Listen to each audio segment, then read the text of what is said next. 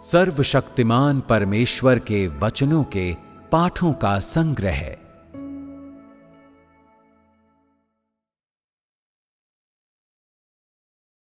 परमेश्वर का कार्य, परमेश्वर का स्वभाव और स्वयं परमेश्वर। 2।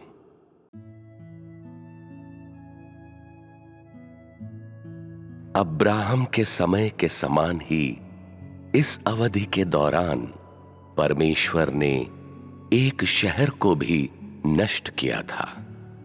यह शहर सदोम कहलाता था।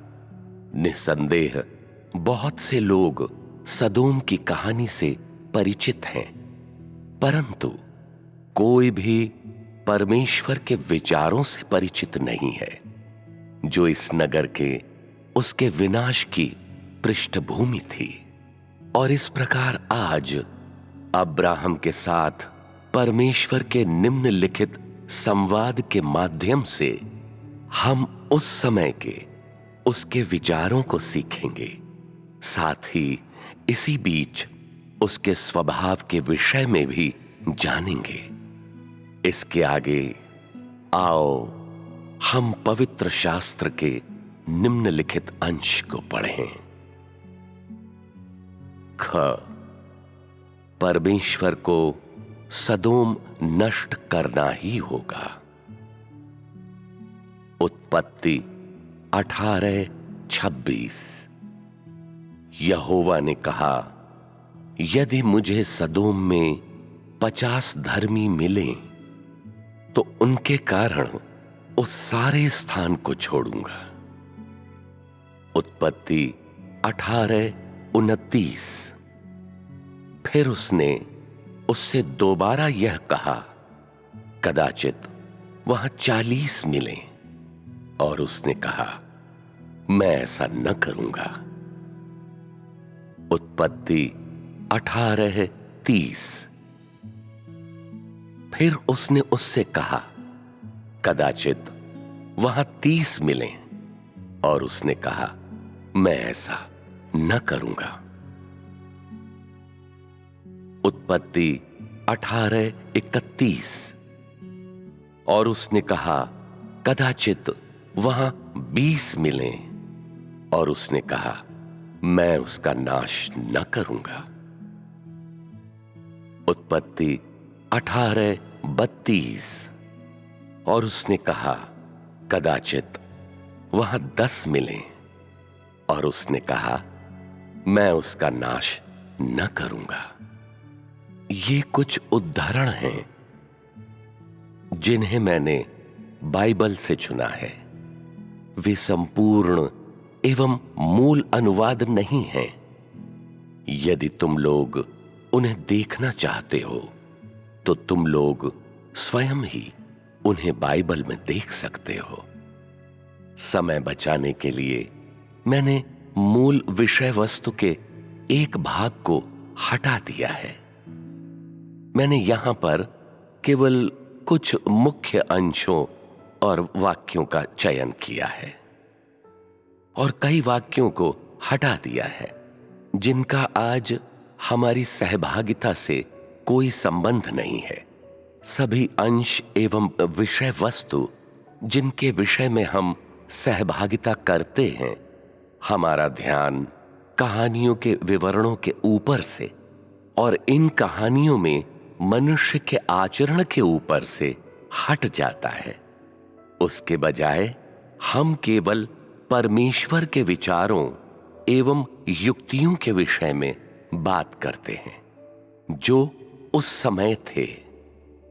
परमेश्वर के विचारों एवं युक्तियों में हम परमेश्वर के स्वभाव को देखेंगे और सभी चीजों से जो परमेश्वर ने किया था, हम सच्चे स्वयं परमेश्वर को देखेंगे और इसमें हम अपने उद्देश्य को हासिल करेंगे। परमेश्वर केवल ऐसे लोगों के विषय में ही चिंता करता है जो उसके वचनों को मानने और उसकी आज्ञाओं का पालन करने के योग्य हैं। ऊपर दिए गए अंशों में कई मुख्य शब्द समाविष्ट हैं। संख्या पहला, यहोवा ने कहा कि यदि उसे नगर में 50 धर्मी मिलें तो वह उस सारे स्थान को छोड़ देगा।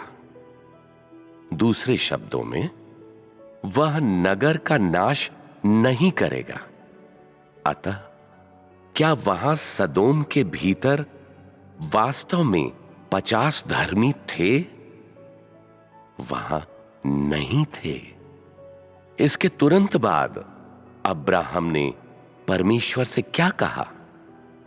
उसने कहा, कदाचित वहां 40 मिले। परमेश्वर ने कहा, मैं नाश नहीं करूंगा। इसके आगे अब्राहम ने कहा, यदि वहां 30 मिले।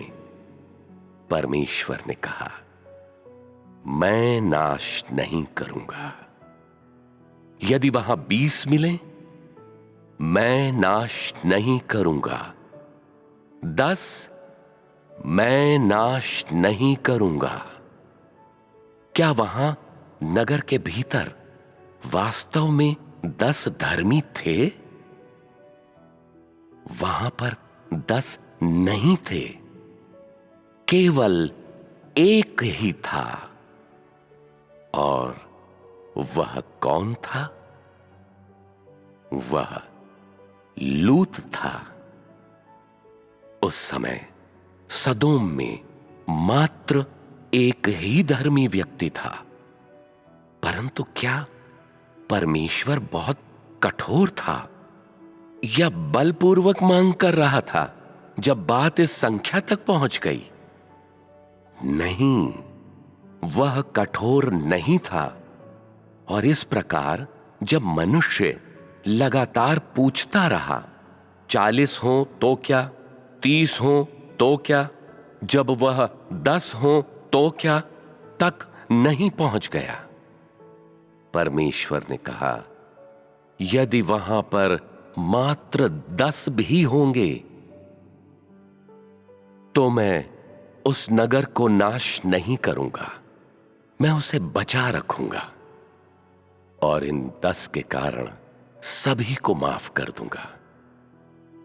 10 की संख्या काफी दयनीय होती, परंतु ऐसा हुआ कि सदोम में वास्तव में उतनी संख्या में भी धर्मी लोग नहीं थे। तो तू देख कि परमेश्वर की नजरों में नगर के लोगों का पाप एवं दुष्टता ऐसी थी कि परमेश्वर के पास उसे नष्ट करने के अलावा कोई और विकल्प नहीं था। परमेश्वर का क्या अभिप्राय था जब उसने कहा कि वह उस नगर को नष्ट नहीं करेगा यदि उसमें 50 धर्मी मिले? परमेश्वर के लिए ये संख्याएं महत्वपूर्ण नहीं थीं। जो महत्वपूर्ण था वह यह कि उस नगर में ऐसे धर्मी हैं या नहीं जिन्हें वह चाहता था। यदि उस नगर में मात्र एक धर्मी मनुष्य होता तो परमेश्वर उस नगर के विनाश के कारण उनकी हानि की अनुमति नहीं देता। इसका अर्थ यह है कि इसके बावजूद कि परमेश्वर उस नगर को नष्ट करने वाला था या नहीं, और इसके बावजूद कि उसके भीतर कितने धर्मी थे या नहीं, परमेश्वर के लिए यह पापी नगर श्रापित एवं घिनौना था और इसे नष्ट किया जाना चाहिए। इसे परमेश्वर की दृष्टि से ओझल हो जाना चाहिए। जबकि धर्मी लोगों को बने रहना चाहिए। युग के बावजूद, मानव जाति के विकास की अवस्था के बावजूद परमेश्वर की मनोवृत्ति नहीं बदलती है। वह बुराई से घृणा करता है और अपनी नजरों में धर्मी की परवाह करता है। परमेश्वर की यह स्पष्ट मनोवृत्ति ही परमेश्वर की हस्ती, मूल तत्व का सच्चा प्रकाशन है, क्योंकि वहां उस नगर के भीतर केवल एक ही धर्मी व्यक्ति था। इसलिए परमेश्वर और नहीं हिचकिचाया। अंत का परिणाम यह था कि सदोम को आवश्यक रूप से नष्ट किया जाएगा। इसमें तुम लोग क्या देखते हो? उस युग में परमेश्वर ने उस नगर को नष्ट नहीं किया होता यदि उसके भीतर 50 धर्मी होते, और तब भी नष्ट नहीं करता यदि 10 धर्मी भी होते, जिसका अर्थ है कि परमेश्वर ने मानव जाति को क्षमा करने और उसके प्रति सहनशील होने का निर्णय लिया होता, या कुछ लोगों के कारण मार्गदर्शन देने का कार्य किया होता जो उसका आदर करने और उसकी आराधना करने के योग्य होते। परमेश्वर मनुष्य की धार्मिकता में बड़ा विश्वास करता है। ऐसे लोगों में बड़ा विश्वास करता है जो उसकी आराधना करने के योग्य हैं, और वह ऐसे लोगों में बड़ा विश्वास करता है जो उसके सामने भले कार्यों को करने के योग्य हैं। अति प्राचीन समयों से लेकर आज के दिन तक क्या तुम लोगों ने कभी बाइबल में पढ़ा है कि परमेश्वर किसी व्यक्ति से सत्य का संवाद करता है, या किसी व्यक्ति को परमेश्वर के मार्ग के बारे में बताया है? नहीं, कभी नहीं। मनुष्य के लिए परमेश्वर के वचन जिनके विषय में हम पढ़ते हैं, वे लोगों को केवल यह बताते थे कि क्या करना था। कुछ लोग गए और उसे किया, परंतु कुछ लोगों ने नहीं किया। कुछ लोगों ने विश्वास किया और कुछ लोगों ने नहीं किया। बस यही सब कुछ था। इस प्रकार उस युग के धर्मी लोग, वे जो परमेश्वर की निगाहों में धर्मी थे, महज ऐसे लोग थे जो केवल परमेश्वर के वचन को सुन सकते थे और परमेश्वर की आज्ञाओं का पालन कर सकते थे। वे ऐसे सेवक थे जिन्होंने परमेश्वर के वचन को मनुष्य के बीच में संपन्न किया था। क्या इस प्रकार के लोगों को ऐसे मनुष्य कहा जा सकता था जो परमेश्वर को जानते थे? क्या उन्हें ऐसे लोग कहा जा सकता था जिन्हें परमेश्वर के द्वारा सिद्ध किया गया था? नहीं, उन्हें नहीं कहा जा सकता था। और इस प्रकार उनकी संख्या के बावजूद परमेश्वर की दृष्टि में क्या ये धर्मी लोग परमेश्वर के विश्वास पात्र कहलाने के योग्य थे? क्या उन्हें परमेश्वर के गवाह कहा जा सकता था? बिल्कुल भी नहीं। वे निश्चित तौर पर परमेश्वर के विश्वास पात्र एवं गवाह कहलाने के योग्य नहीं थे। और इस प्रकार परमेश्वर ने ऐसे लोगों को क्या कहा? बाइबल में पवित्र शास्त्र के उन अंशों तक जिन्हें अभी पढ़ा गया है, ऐसे बहुत से उदाहरण हैं जहां परमेश्वर ने उन्हें मेरे सेवक कहकर संबोधित किया है। कहने का तात्पर्य है, उस समय परमेश्वर की निगाहों में ये धर्मी लोग परमेश्वर के सेवक थे। ये ऐसे लोग थे जो पृथ्वी पर उसकी सेवा करते थे, और परमेश्वर ने इस विशिष्ट नाम के विषय में किस प्रकार सोचा था, उसने उन्हें ऐसा क्यों कहा था? क्या परमेश्वर के पास ऐसे मापदंड हैं इस बात के विषय में कि वह इन लोगों को अपने हृदय में क्या कहकर पुकारता है? निश्चित तौर पर उसके पास हैं। परमेश्वर के पास मापदंड हैं। इसके बावजूद कि वह लोगों को धर्मी, सिद्ध, ईमानदार या सेवक कहकर पुकारता है या नहीं, जब वह किसी व्यक्ति को अपना सेवक कहकर पुकारता है तो उसे दृढ़ विश्वास है कि यह व्यक्ति उसके संदेश वाहकों को ग्रहण करने के योग्य है और परमेश्वर की आज्ञाओं का पालन करने के योग्य है, और जिस बात की आज्ञा संदेश वाहकों के द्वारा दी जाती है वह उसे संपन्न कर सकता है। और यह व्यक्ति क्या संपन्न करता है? उसे, जिसे पृथ्वी पर क्रियान्वित एवं संपन्न करने के लिए परमेश्वर मनुष्य को आज्ञा देता है, उस समय क्या जिसे पृथ्वी पर क्रियान्वित एवं संपन्न करने के लिए परमेश्वर मनुष्य को आज्ञा देता है, उसे परमेश्वर का मार्ग कहा जा सकता है? नहीं, इसे नहीं कहा जा सकता है, क्योंकि उस समय परमेश्वर ने केवल यह मांगा था कि मनुष्य कुछ साधारण चीजों को करे। उसने कुछ साधारण आज्ञाओं को बोला था। मनुष्य को केवल कुछ निश्चित चीजें करने को कहते हुए, इससे ज्यादा और कुछ नहीं।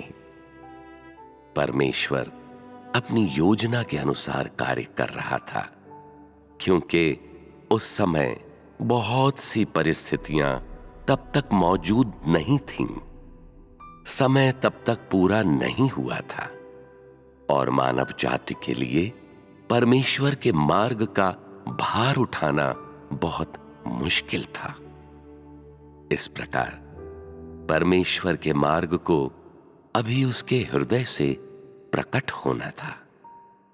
जिन धर्मियों के विषय में परमेश्वर ने कहा था वे 20 हों या 30, उन्हें वह अपने सेवकों के रूप में देखता था।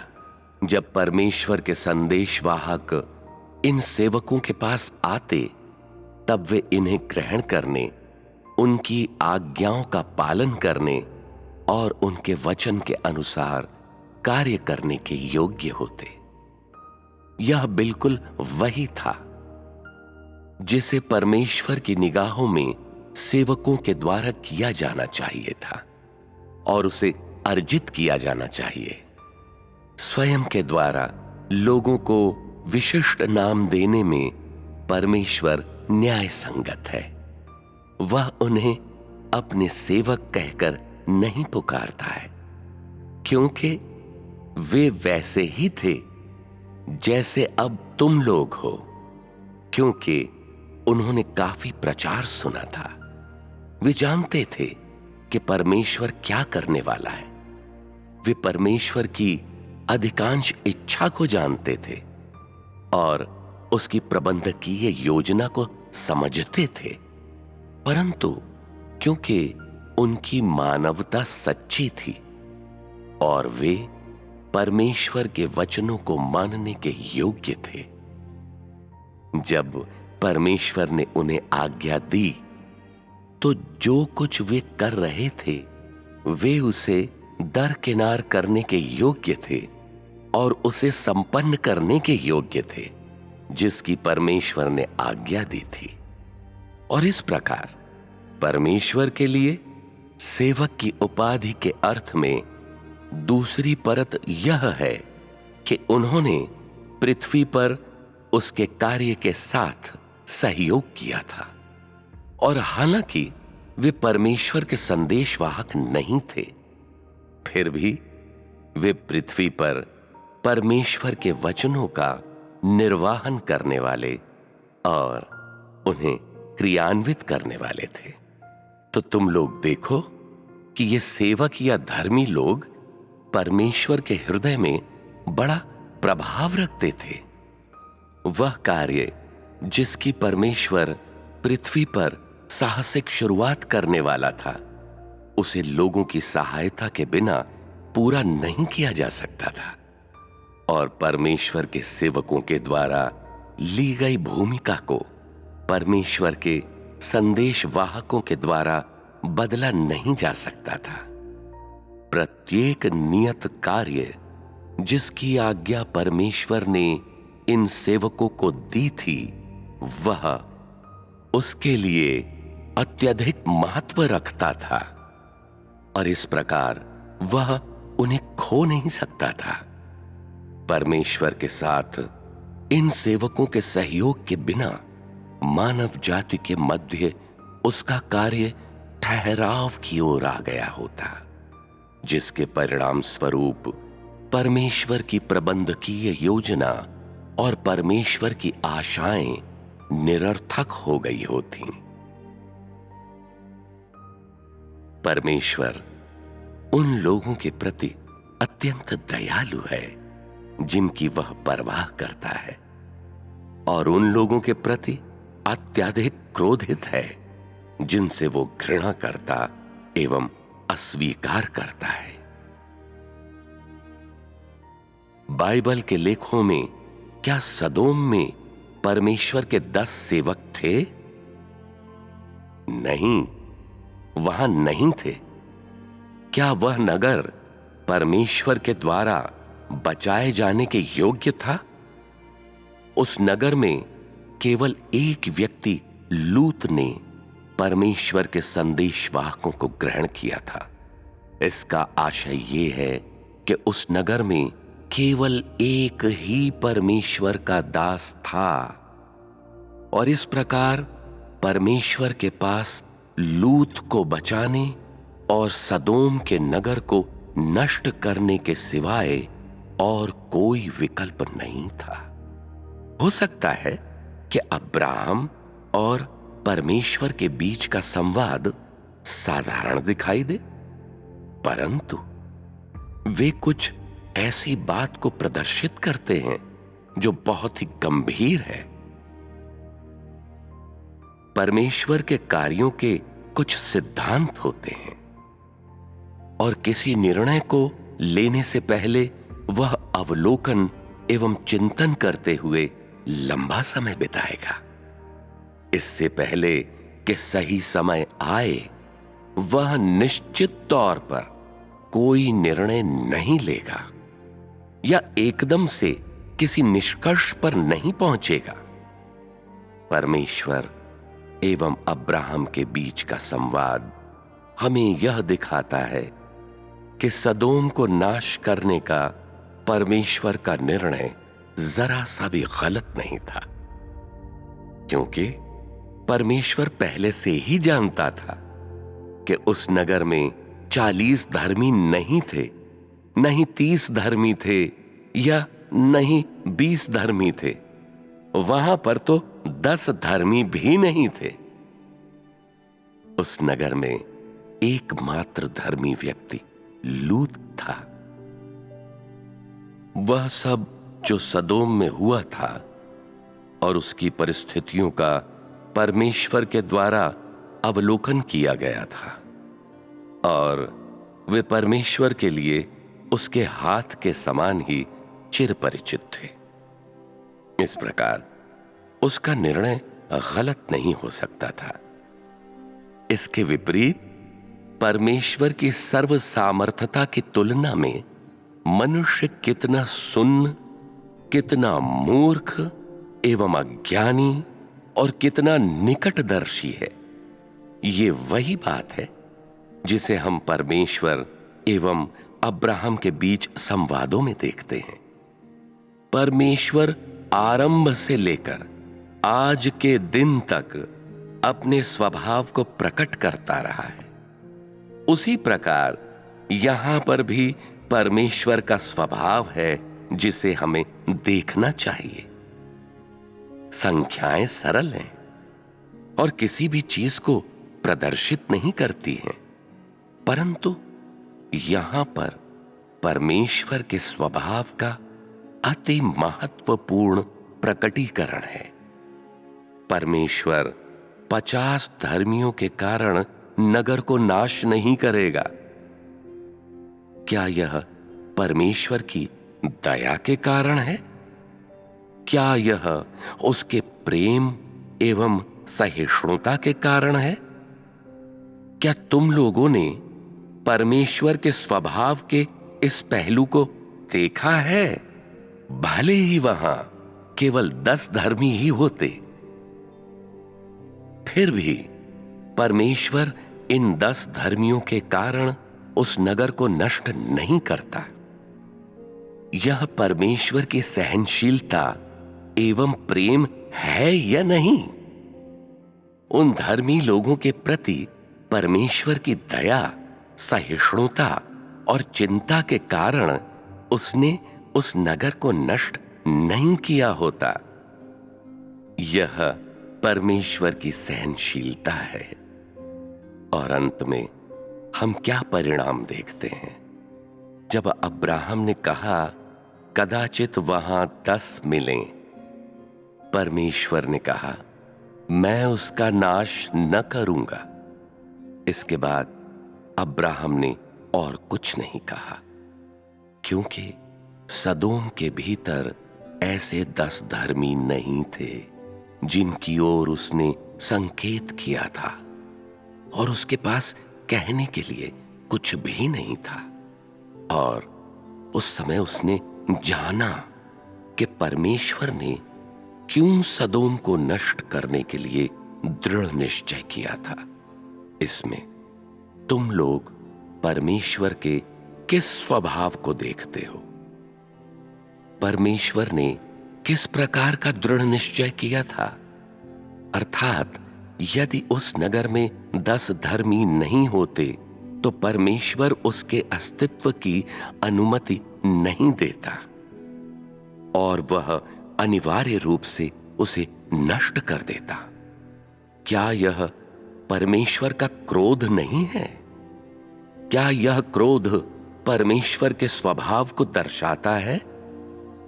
क्या यह स्वभाव परमेश्वर की पवित्र हस्ती, मूल तत्व का प्रकाशन है?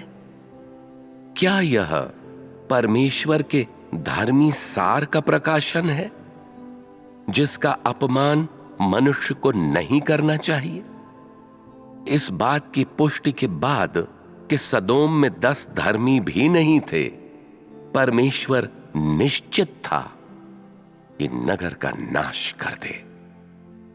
और परमेश्वर उस नगर के भीतर के लोगों को कठोरता से दंड देगा, क्योंकि उन्होंने परमेश्वर का विरोध किया था और वे बहुत ही गंदे एवं भ्रष्ट थे। हमने क्यों इन अंशों का इस रीति से विश्लेषण किया है?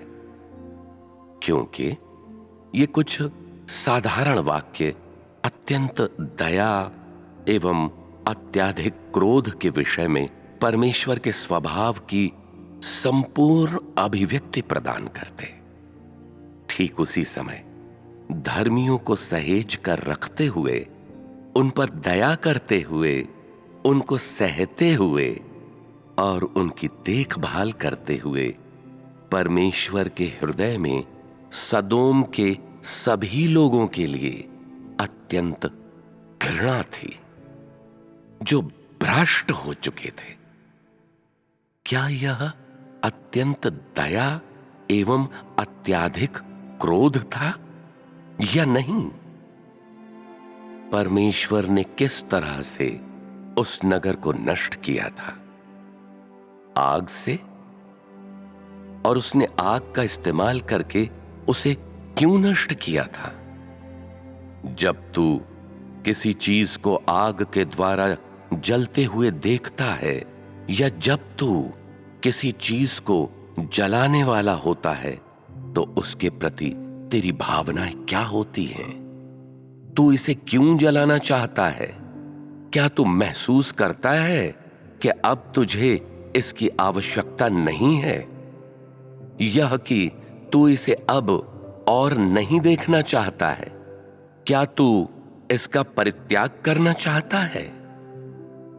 परमेश्वर के द्वारा आग का इस्तेमाल करने का अर्थ है परित्याग एवं घृणा, और यह कि वह सदोम को अब और देखना नहीं चाहता था।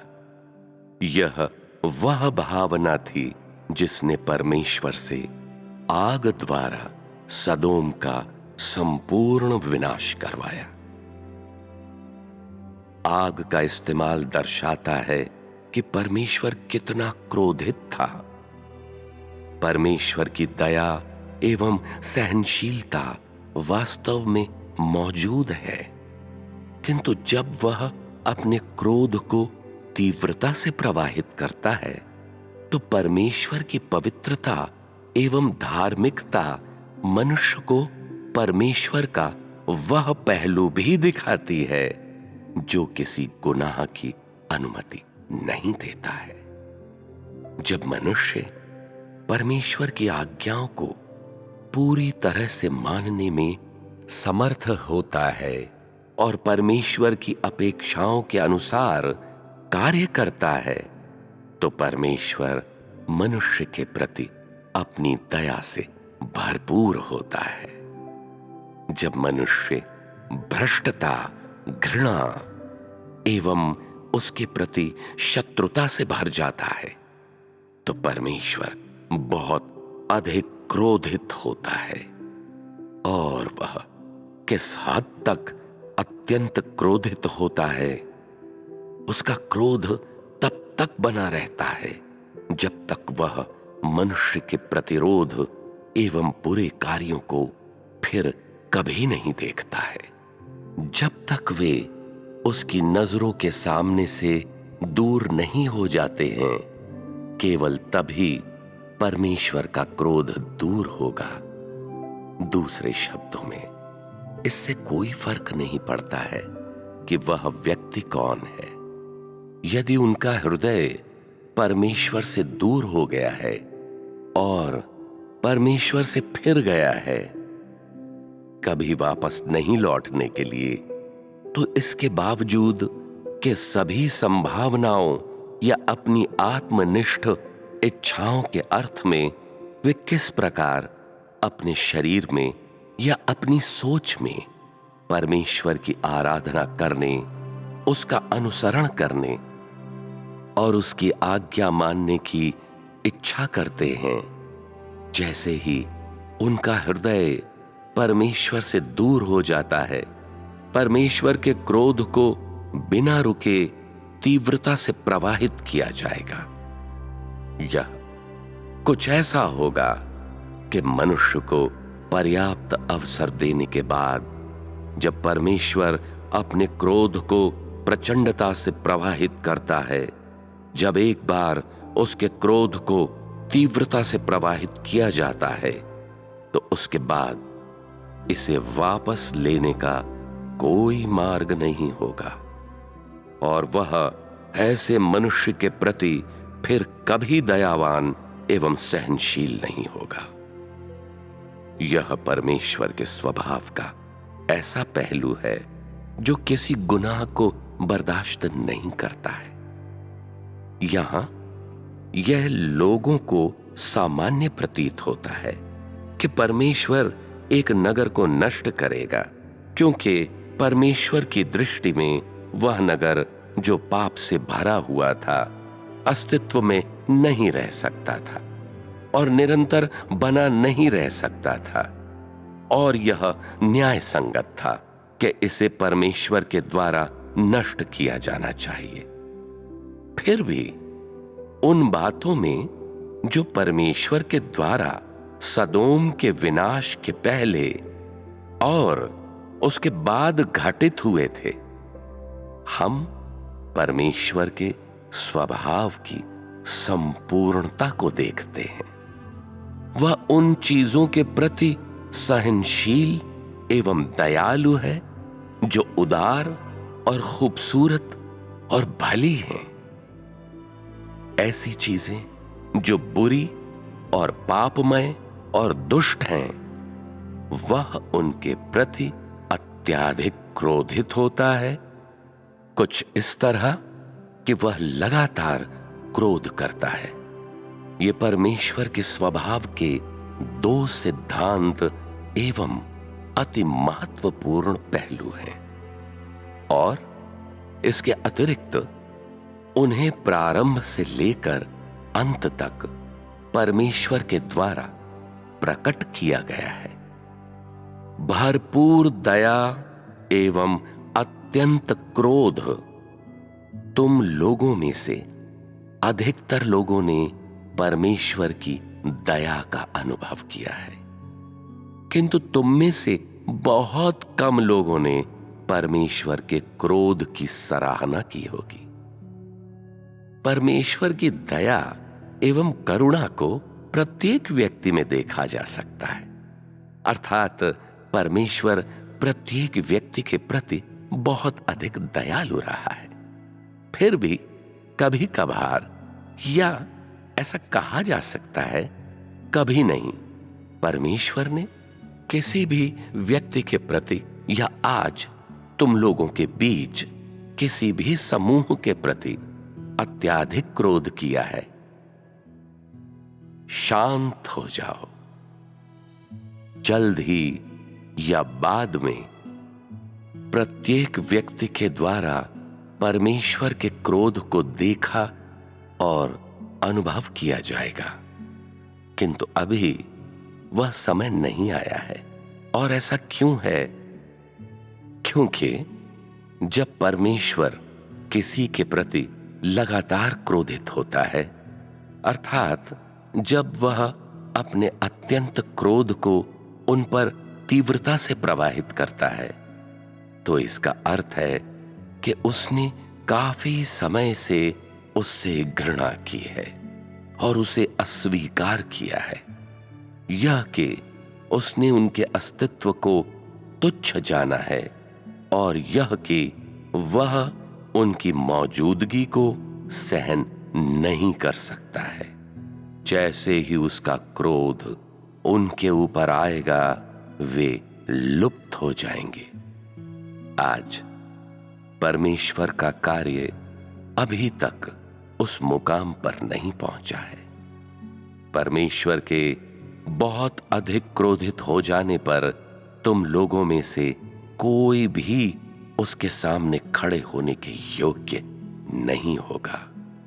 तो तुम लोग देखते हो कि इस समय परमेश्वर तुम सभी के प्रति अत्यधिक दयालु है, और तुम लोगों ने अभी तक उसका अत्यंत क्रोध नहीं देखा है। यदि ऐसे लोग हैं जो अविश्वास की दशा में बने रहते हैं, तो तुम लोग याचना कर सकते हो कि परमेश्वर का क्रोध तुम लोगों के ऊपर आ जाए, ताकि तुम लोग अनुभव कर सको कि मनुष्य के लिए परमेश्वर का क्रोध और उसका अनुल्लंघनीय स्वभाव वास्तव में अस्तित्व में है या नहीं। क्या तुम लोग ऐसी हिम्मत कर सकते हो? अंतिम दिनों के लोग परमेश्वर के क्रोध को केवल उसके वचनों में देखते हैं और परमेश्वर के क्रोध को सचमुच में महसूस नहीं करते हैं। क्या परमेश्वर के स्वभाव के वे दो पहलू सहभागिता के योग्य हैं, जिन्हें पवित्र शास्त्र के इन अंशों में देखा जाता है। इस कहानी को सुनने के बाद क्या तुम लोगों के पास परमेश्वर की एक नई समझ है? किस प्रकार की समझ? ऐसा कहा जा सकता है कि उत्पत्ति के समय से लेकर आज तक किसी भी समूह ने परमेश्वर के अनुग्रह या दया एवं करुणा का उतना आनंद नहीं लिया है जितना इस अंतिम समूह ने लिया है। हालांकि परमेश्वर ने अंतिम चरण में न्याय एवं ताड़ना का कार्य किया है और उसने अपना कार्य प्रताप एवं क्रोध के साथ किया है। अधिकतर बार परमेश्वर अपने कार्य को पूरा करने के लिए केवल वचनों का ही उपयोग करता है। वह सिखाने, सींचने, प्रदान करने और पोषण करने के लिए वचनों का ही उपयोग करता है। इसी बीच परमेश्वर के क्रोध को हमेशा छिपा कर रखा गया है और उसके वचनों में परमेश्वर के क्रोधपूर्ण स्वभाव का अनुभव करने के अलावा बहुत ही कम लोगों ने व्यक्तिगत तौर पर उसके क्रोध का अनुभव किया है। कहने का तात्पर्य है, न्याय एवं ताड़ना के विषय में परमेश्वर के कार्य के दौरान हालांकि परमेश्वर के वचनों में प्रकट क्रोध लोगों को परमेश्वर की महिमा और अपराध के प्रति उसकी असहिष्णुता का अनुभव करने देता है, फिर भी यह क्रोध उसके वचनों से परे नहीं जाता है।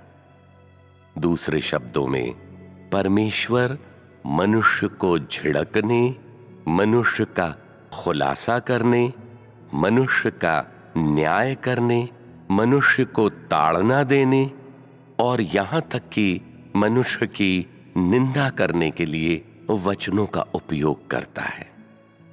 परंतु परमेश्वर अभी तक मनुष्य के प्रति अत्यंत क्रोधित नहीं हुआ है और अपने वचनों के बाहर बमुश्किल ही मनुष्य पर अपने क्रोध को तीव्रता से प्रवाहित किया है। इस प्रकार परमेश्वर की दया एवं करुणा, जिनका अनुभव मनुष्य के द्वारा इस युग में किया जाता है, वे परमेश्वर के सच्चे स्वभाव का प्रकाशन है। जबकि परमेश्वर का क्रोध, जिसका अनुभव मनुष्य के द्वारा किया जाता है, वह महज उसके कथनों के अंदाज एवं एहसास का प्रभाव है। बहुत से लोग इस प्रभाव को गलत रीति से लेते हैं कि ये परमेश्वर के क्रोध का सच्चा अनुभव एवं सच्चा ज्ञान है।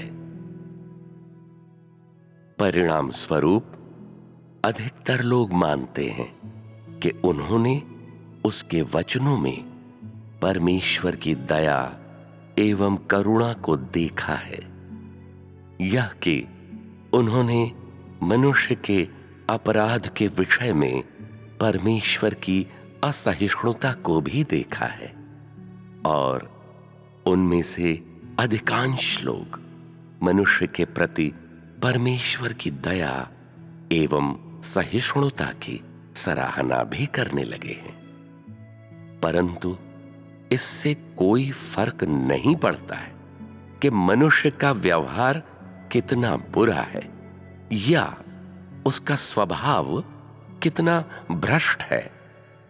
परमेश्वर ने हमेशा सहन किया है।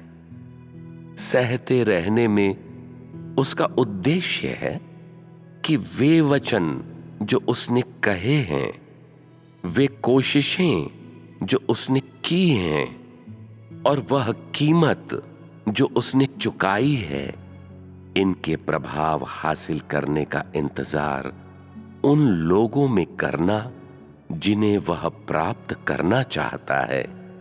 इस प्रकार के परिणाम का इंतजार करने में समय लगता है। और इसमें मनुष्य के लिए विभिन्न वातावरण की सृष्टि करने की आवश्यकता होती है। ठीक उसी प्रकार जैसे लोग जन्म लेते ही वयस्क नहीं हो जाते हैं, इसमें 18 या 19 साल लग जाते हैं, और कुछ लोगों को तो 20 या 30 साल लग जाते हैं। इससे पहले कि वे परिपक्व होकर वयस्क हों, परमेश्वर इस प्रक्रिया के पूर्ण होने का इंतजार करता है। वह ऐसे समय के आने का इंतजार करता है और वह इस परिणाम के आगमन का इंतजार करता है। और उस पूरे समय जब वह इंतजार करता है, परमेश्वर अत्यंत दयालु होता है। फिर भी परमेश्वर के कार्य की समयावधि के दौरान बहुत कम संख्या में लोगों को मार गिराया जाता है और कुछ ही लोगों को परमेश्वर का गंभीर विरोध करने के कारण दंड दिया जाता है। ऐसे उदाहरण परमेश्वर के उस स्वभाव के और भी अधिक बड़े प्रमाण हैं, जो मनुष्य के अपराध को बर्दाश्त नहीं करता है और वे चुने हुए लोगों के प्रति परमेश्वर की सहिष्णुता एवं सहन शक्ति के सच्चे अस्तित्व को पूरी तरह से पुष्ट करते हैं। हां, वास्तव में इन प्रतीकात्मक उदाहरणों में इन लोगों में परमेश्वर के स्वभाव के एक हिस्से का प्रकटीकरण परमेश्वर की समूची प्रबंधकीय योजना को प्रभावित नहीं करता है।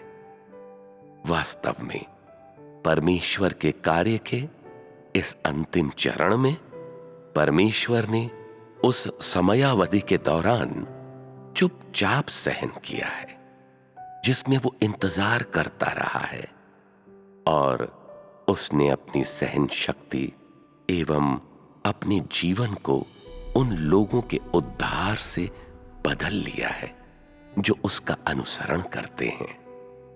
क्या तू इसे देखता है? परमेश्वर बिना कारण अपनी योजना में उलटफेर नहीं करता है।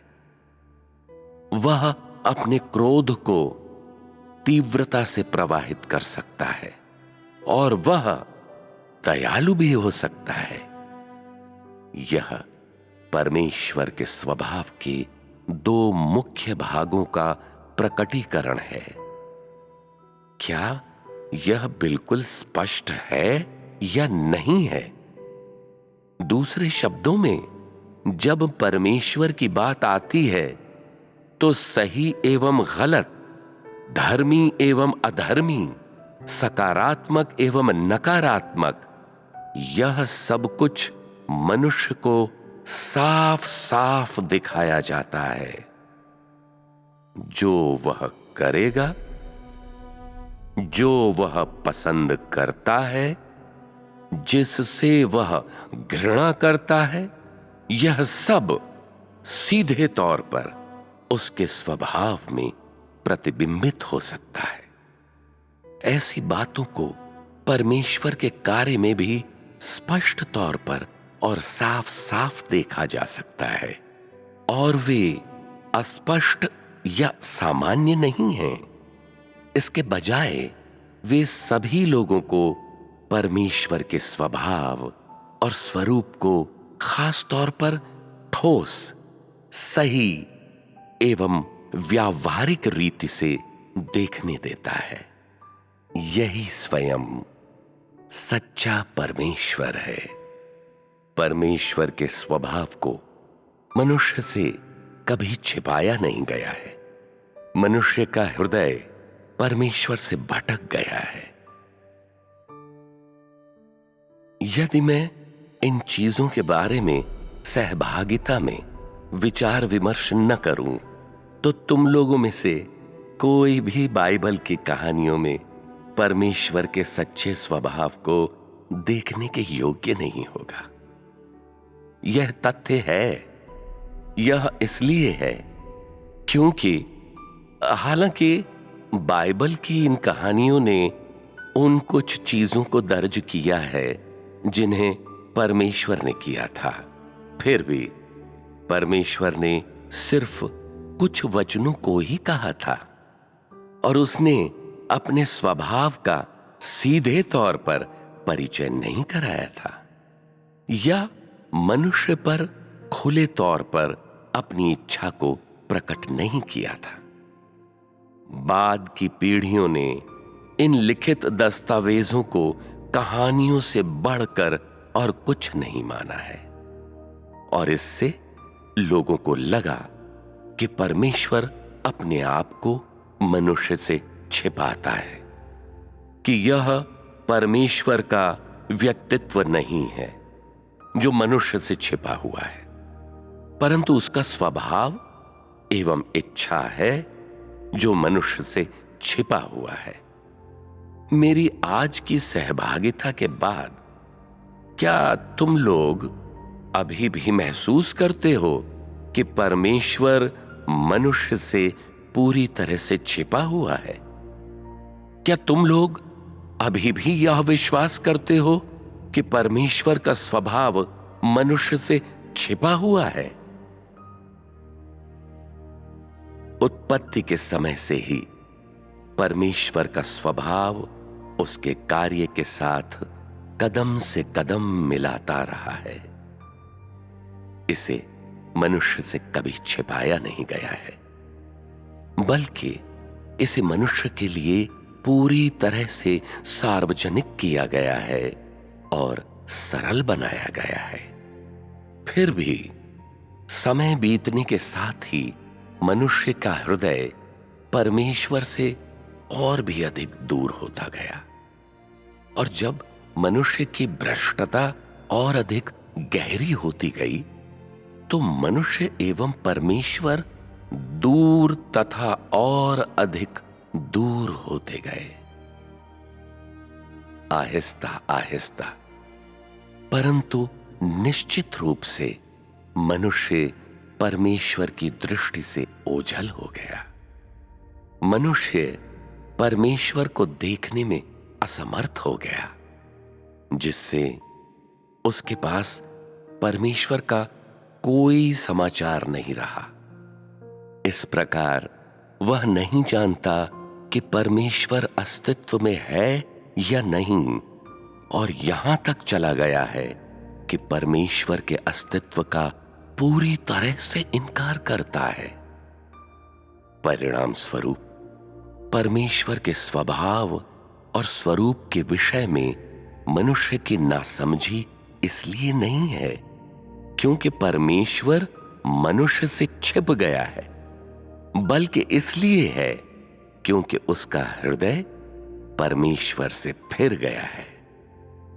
हालांकि मनुष्य परमेश्वर में विश्वास करता है, फिर भी उसका हृदय परमेश्वर से रहित है और वह इस बारे में अनजान है कि परमेश्वर से कैसे प्रेम करे।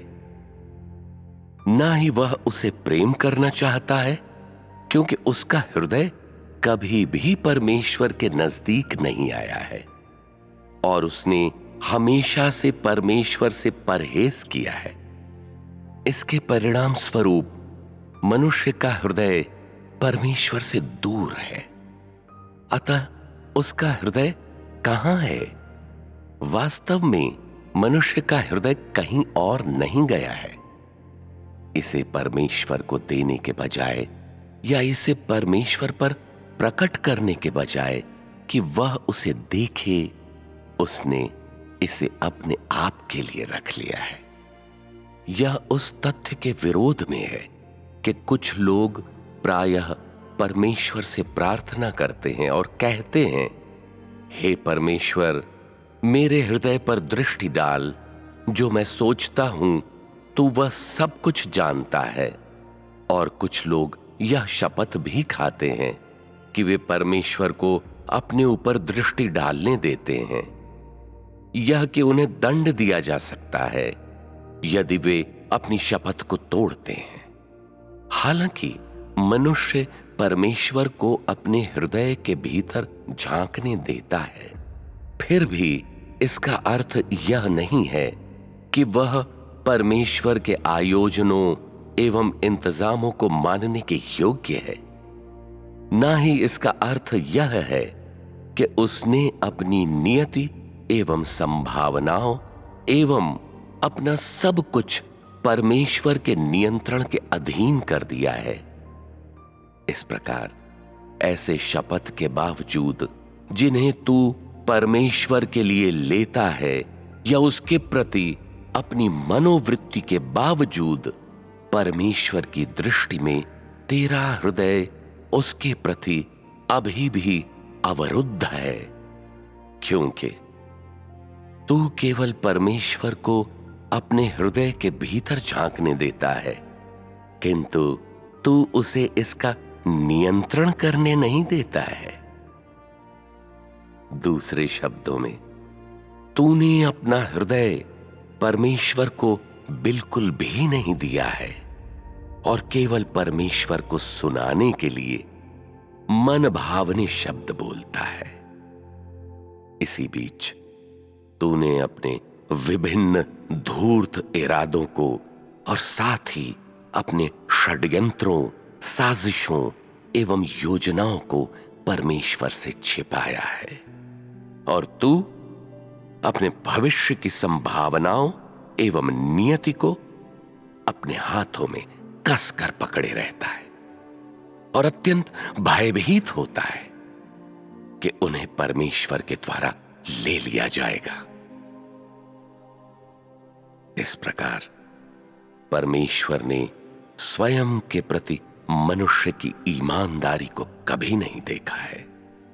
हालांकि वह मनुष्य के हृदय की गहराई का अवलोकन करता है और वह देख सकता है कि मनुष्य अपने हृदय में क्या सोच रहा है और क्या करने की इच्छा करता है, और जो चीजें उसके हृदय के भीतर रखी हुई हैं वह उन्हें देख सकता है। फिर भी मनुष्य का हृदय परमेश्वर से संबंधित नहीं है। उसने उसे परमेश्वर के नियंत्रण में नहीं दिया है। कहने का तात्पर्य है, परमेश्वर के पास उसका अवलोकन करने का अधिकार है, परंतु उसके पास उसका नियंत्रण करने का अधिकार नहीं है। मनुष्य की आत्मनिष्ठ चेतनावस्था में मनुष्य अपने आप को परमेश्वर की दया पर छोड़ने की इच्छा या इरादा नहीं करता है। मनुष्य ने न केवल अपने आप को परमेश्वर के लिए अवरुद्ध किया है, बल्कि ऐसे लोग भी हैं जो अपने हृदयों को ढांपने के लिए उपायों के बारे में सोचते हैं। परमेश्वर के विषय में मिथ्या प्रभाव उत्पन्न करने और उसका भरोसा हासिल करने के लिए चिकनी चुपड़ी बातों एवं चापलूसी का उपयोग करते हैं और परमेश्वर की दृष्टि से अपने असली चेहरे को छिपाने का प्रयास करते हैं।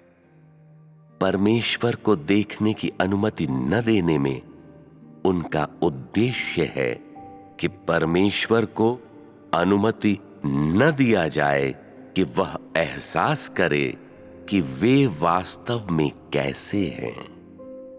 वे परमेश्वर को अपना हृदय नहीं देना चाहते हैं, परंतु उन्हें स्वयं के लिए ही रखना चाहते हैं। इसका गुप्त कारण यह है कि जो कुछ मनुष्य करता है और जो कुछ वह चाहता है, उसकी योजना, उसकी गणना और उसका निर्णय स्वयं मनुष्य के द्वारा ही किया जाता है।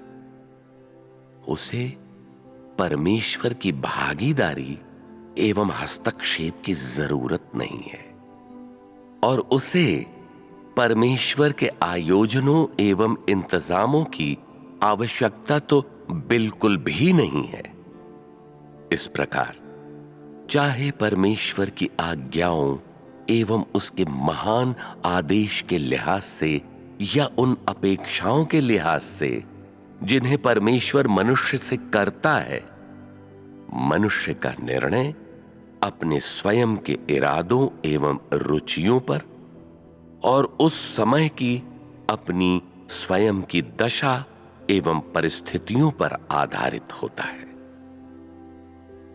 मनुष्य हमेशा न्याय करने और उस मार्ग को चुनने के लिए जिसे उसे लेना चाहिए, अपने उस ज्ञान एवं अंतर्दृष्टि का उपयोग करता है जिनसे वह परिचित है, और अपनी स्वयं की बुद्धिमत्ता का उपयोग करता है और परमेश्वर के हस्तक्षेप एवं नियंत्रण की अनुमति नहीं देता है। यह मनुष्य का हृदय है जिसे परमेश्वर देखता है।